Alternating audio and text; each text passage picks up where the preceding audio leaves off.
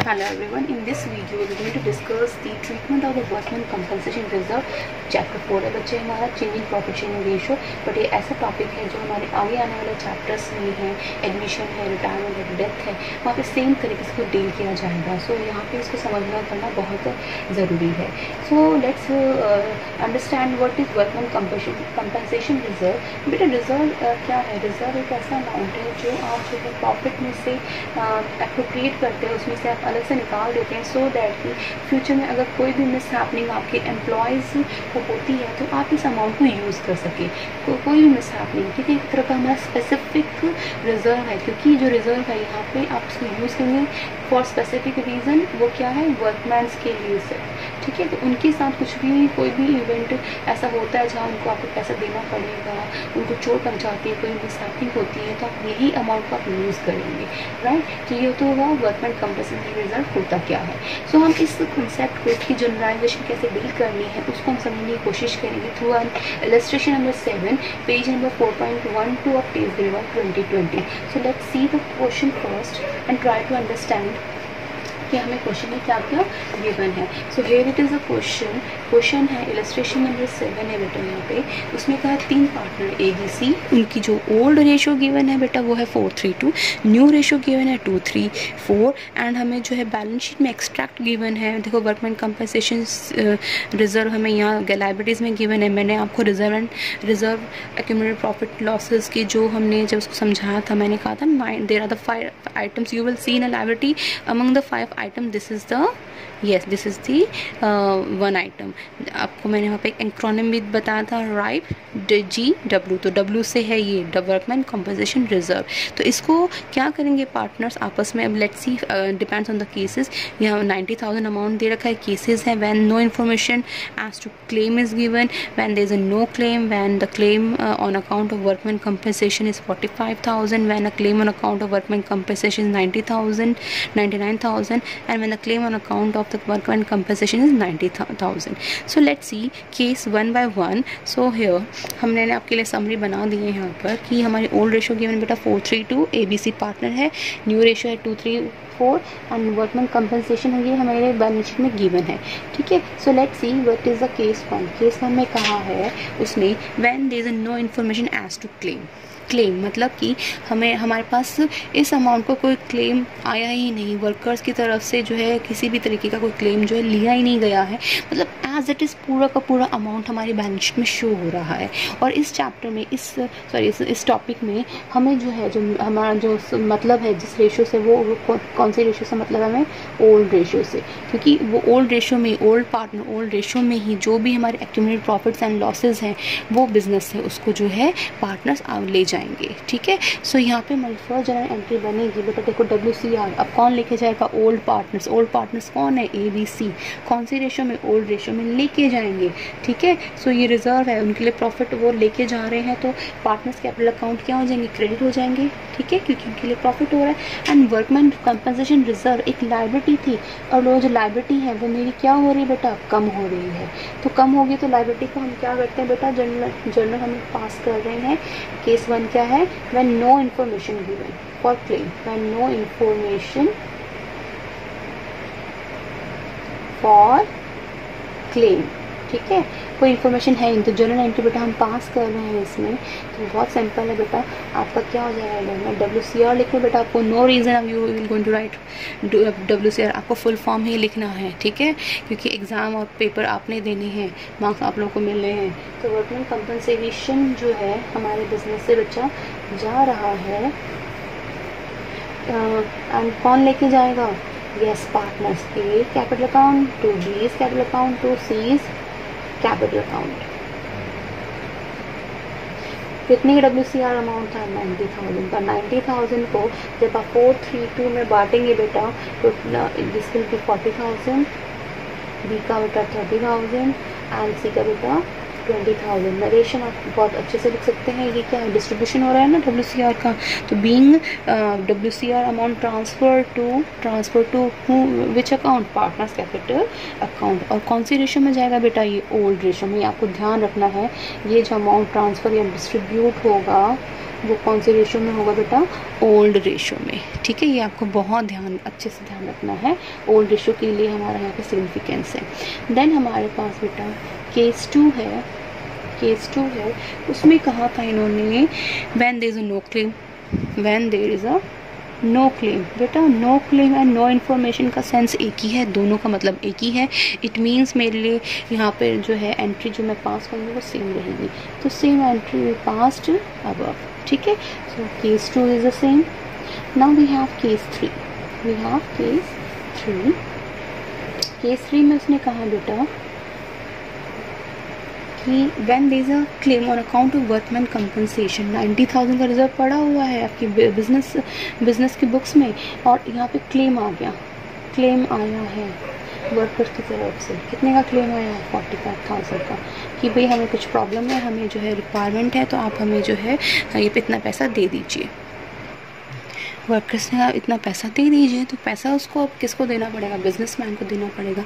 ठीक है, businessman easily दे देगा, क्यों, क्योंकि उसने इस तरह के क्लेम्स के लिए क्या बिजनेस में बनाया हुआ है, रिजर्व बनाया हुआ है। क्योंकि इसलिए वो रीज़न ही ये था ना, अगर कुछ भी वर्कमैन्स को आगे फ्यूचर में कोई प्रॉब्लम आती है तो हमारे पास ये पैसा उन्हीं के लिए है।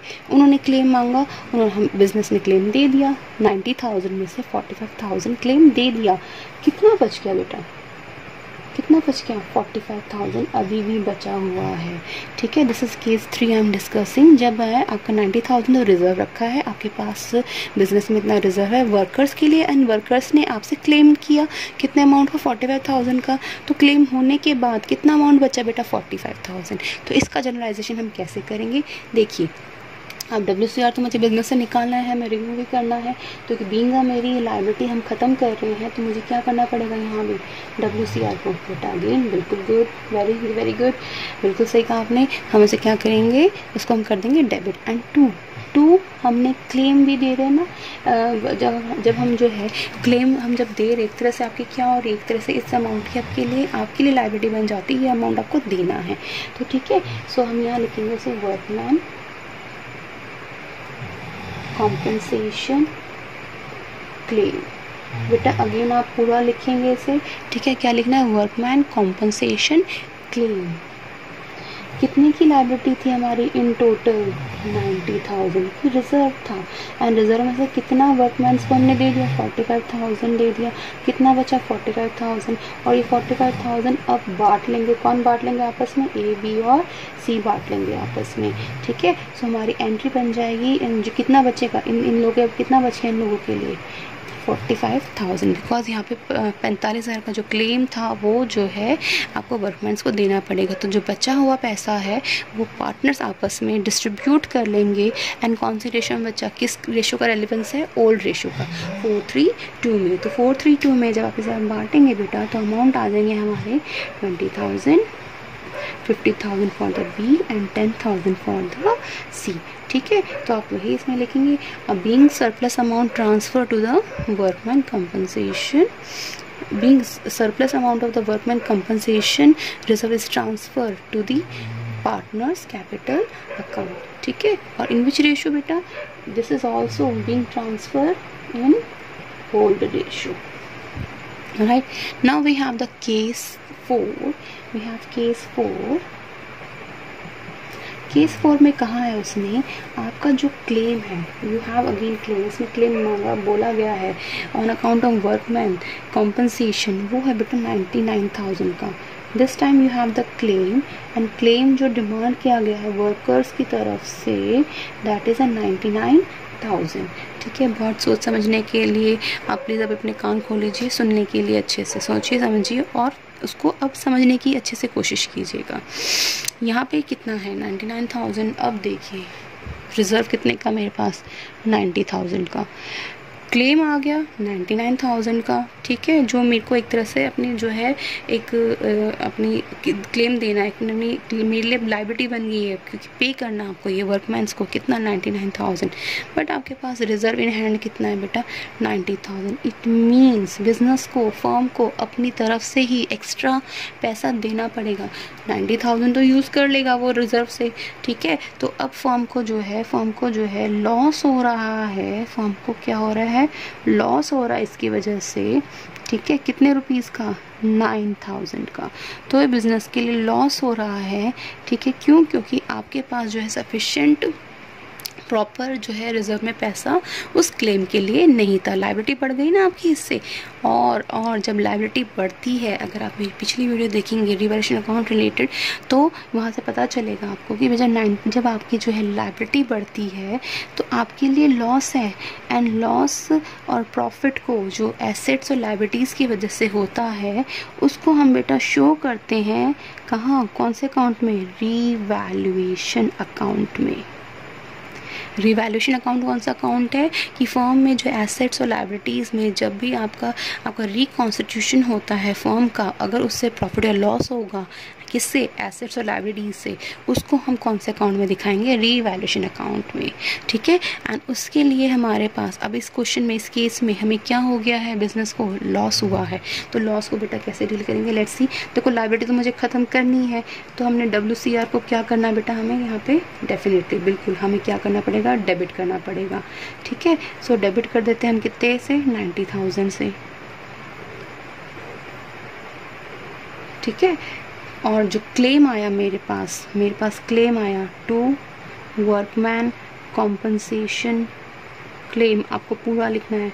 क्लेम कितने रुपीज़ का है, आपकी लायबिलिटी कितने की बन गई, 99,000 की। अब देखिए रिवैल्यूएशन अकाउंट की एंट्री हो रही है यहाँ पे, क्योंकि लॉस हो रहा है, ठीक है। लॉस की वजह से रिवैल्यूएशन अकाउंट को मुझे क्या करना पड़ा, डेबिट करना पड़ा, कितने रुपीज़ से, 9000 से, ठीक है। तो आपकी जनरलाइजेशन, क्योंकि शॉर्टफॉल अमाउंट है ना, डेबिट करना पड़ेगा कहाँ में, रिवैल अकाउंट में।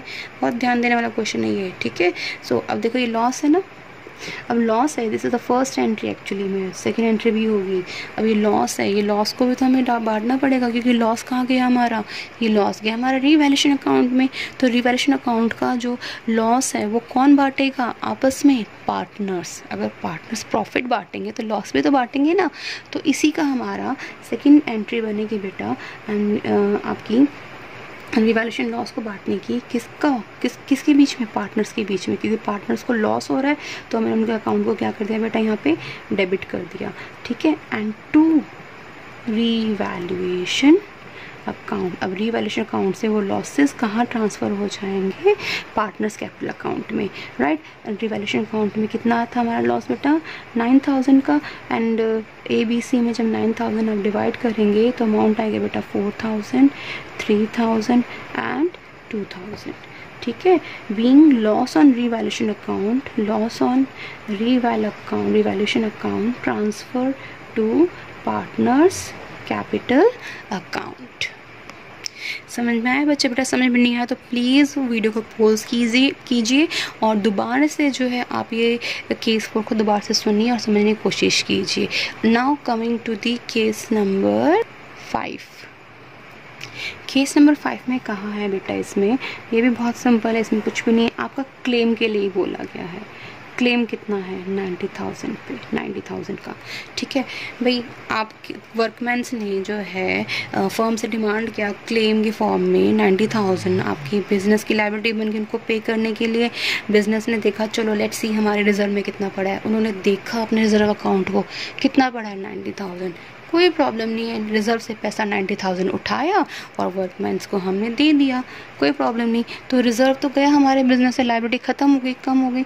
तो क्या करोगे हमारे जनरलाइजेशन एंट्री में, जनरल एंट्री में क्या करोगे, WCR अकाउंट को डेबिट कर दो, कितने अमाउंट से, 90,000 से, ठीक है। और हमारा क्लेम वर्कमैन कंपनसेशन क्लेम कितने का बेटा, 90,000 का। ये लायबिलिटी बढ़ जाएगी बिजनेस की, फर्म की, तो उसको हम क्रेडिट कर देंगे, ठीक है। और WCR से लायबिलिटी हमारी कम हो रही तो उसको हम डेबिट कर देंगे। तो यहाँ पर तो बेटा ना तो प्रॉफिट हुआ, ना लॉस, ना डिस्ट्रीब्यूशन के लिए कुछ पैसा बचा, तो हमारा सिंपली अकाउंट यहाँ पे क्या हो गया, क्लोज हो गया। डेबिट क्रेडिट दोनों मैच हो गई ना, तो हम क्या लिखेंगे, workman compensation claim accounted, being workman compensation claim accounted, ठीक है। So that's all about this topic, ठीक है। बहुत इंपॉर्टेंट टॉपिक है, दोबारा से रिवाइंड कीजिए वीडियो को और समझने की कोशिश कीजिए। हर आगे आने वाले चैप्टर में हमने जो सेम तरीके से जो है इस टॉपिक को डील करना है। दैट्स ऑल, थैंक यू बच्चे।